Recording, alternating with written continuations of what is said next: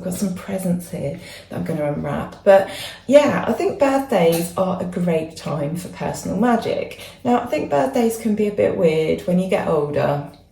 I think a lot of people don't make the effort so much. I think birthdays are very, very sort of centred and focused on being like a child. And I found that as I've got older, despite me making lots of effort for other people, quite often that's not returned. It's not why I do it. It's not about giving to receive and stuff like that. But sometimes birthdays can be a bit weird as an adult. And also you come to learn that, well, really, they're just another day and you've got all the usual adult responsibilities that come with being a grown-up. So birthdays, I think, are a bit weird as you get older. But I have sought to make them feel really special. I used to have a partner who just didn't bother with my birthday. In fact, he did everything he could not to bother with me on my birthday. He avoided me, he would never get me a card, and we weren't together that long in the end, but he was just really, really funny about birthdays. And it was only when we split up that suddenly, for several years after, he would always send me a message and make a fuss, and it was just his way of trying to get me back. And that really unsettled me for many years, and I used to dread birthdays. I used to absolutely dread them, worry that I was just going to feel really, really bad and really shit like I did then. But I came to realise that my birthday is a special day. It's for me, and it's an opportunity for me to take care of myself and be kind to myself, and maybe do something special and pamper myself, and maybe a chance for some personal magic. So I love birthdays now.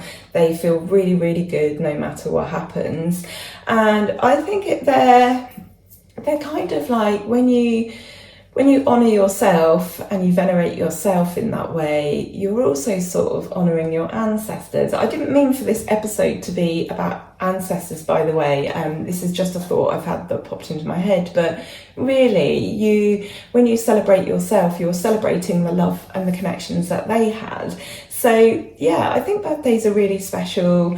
They're a great time to pamper, reflect, indulge yourself. I think they're like the Sabbats. I think they're an opportunity to look back at the past year, and they're a chance to look forward to the next year, set goals, plant seeds. What is it I want to achieve in this next year of my life? And they're obviously an opportunity to celebrate, whether that be with others or even just on yourself. I quite like having some time alone on my birthday to just to celebrate and to just, and I'm not talking about an arrogance or a self-indulgence here. I'm just talking about, if there's one moment in the whole year that you get to focus a little bit on yourselves, excuse me, then why not do that on your birthday? And so in a way it becomes a bit of a sort of a special magic ritual, by doing this over and over again. So I wanted to talk a little bit about birthday candles that you see on cakes, because they are a brilliant, brilliant magical tool.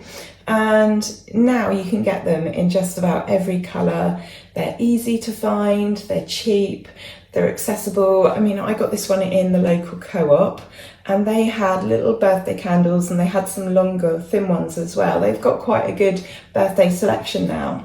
And they had them in every single colour. I'm not joking. They had gold and bronze and silver. They had all the colours of the rainbow. I think they even had some brown ones. So they're absolutely perfect for personal magic and for any magic. They are not something that's going to draw attention. So if you're still in the broom closet, you can even leave them laying around. People aren't going to suspect that you are up to no good.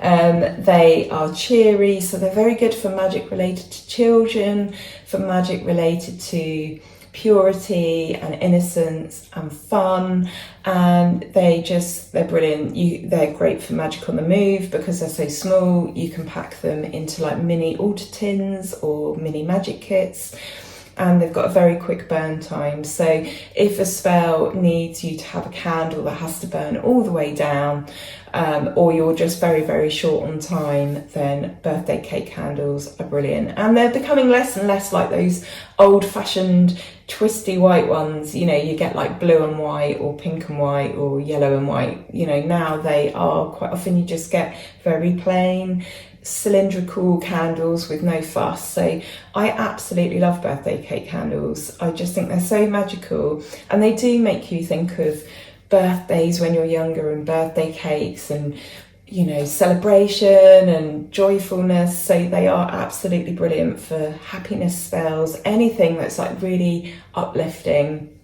So if you had a green birthday cake candle, you could use that in a spell for, you know, anything with that sort of like upward vibration. So, you know, if you want fertility, you know, you want to get pregnant and you want that uplifting joy of having a child, then great use for that candle. The same as if you're doing a spell for something related to the land or maybe your garden, and, you know, you want the outcome of your spell, you want to have that uplifted feeling. So perhaps you are doing a spell towards creating and manifesting an amazing garden, and you can see yourself enjoying yourself in that garden once it's done, once you've got all your plants in, and the joy that you'll have in there, maybe with barbecues and parties and family and grandchildren. So yeah, absolutely brilliant tool.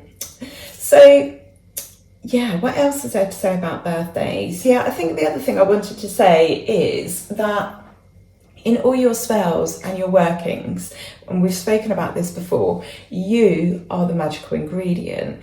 You are the magic. So I think that is really important to celebrate. So I'd like you all to perhaps not make a promise exactly, because it's not up to me to ask that of you. But I would like you to try, if you don't enjoy birthdays and they are a source of unhappiness and trauma, I want you to start to work on the idea that actually birthdays are special and they don't have to involve other people. Maybe you live alone, maybe you don't have much in the way of family or friends, or you don't have a partner. I want you to really, really grasp the idea that birthdays are really special, and they're no less special if you don't have someone to give you a card or to celebrate with you. You know, that self-love, it comes from us. So it's a really, really fantastic practice to get into, celebrating your birthday, deciding, making the choice that, you know what, I'm going to have a really, really brilliant birthday this year. I am going to make it special for myself, and it makes such a difference. It really, really does. And I think that's a real skill, because like I said before, birthdays can be a bit weird as you get older. I would like to know, what has been the most profound birthday for you? I thought the lead up to 30 was quite interesting. I think when you are about 10-30, you do a lot of thinking about life, reflecting on life. I think that there is a lot of fear sometimes approaching 30. I've noticed a lot of people that are, you know, about to hit 30 now, or back some time ago when I was 30, and all my friends were turning 30, that a lot of people really struggle with 30. But then when they hit it, like me certainly, I didn't worry too much, but it was definitely the birthday I found the most, not challenging, I don't want to say challenging, but the one I thought about the most. Like, I didn't think about 40, that wasn't even on my radar. But 30, I spent a lot of time thinking about turning 30 and what that would mean and what that would feel like. And then when I got there, it was absolutely brilliant, and I absolutely loved my 30s. And 40 was brilliant, and I'm loving my 40s. I'm sort of you know, working my way well into it now. And absolutely, yeah, I just think it gets better and better. And I think that's because we grow and we develop and we make the most of things and we really understand life.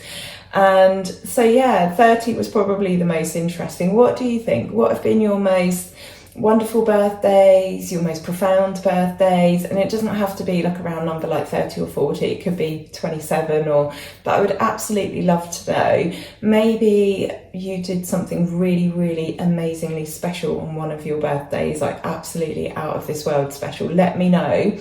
Let me know how you feel about birthdays. Do they bring you joy? Do they bring you sadness? Are you working on trying to make them better for yourself? Let me know what you think. They were quite traumatic for me for quite a long time, as was Christmas. Lots of, you know, sort of personal situations, like when my daughter was small, and I found myself a couple of times having Christmas evening on my own. I found that quite difficult, but I think as I get older, I think those things get easier and easier as you get wiser and wiser. Like now it's like, oh, an opportunity to just chill out by myself and do all the things that I want to do. So yeah, let me know. And if you're a younger person and you are struggling with birthdays and, you know, they're perhaps not what you thought they would be, then they do get better. I think so anyway.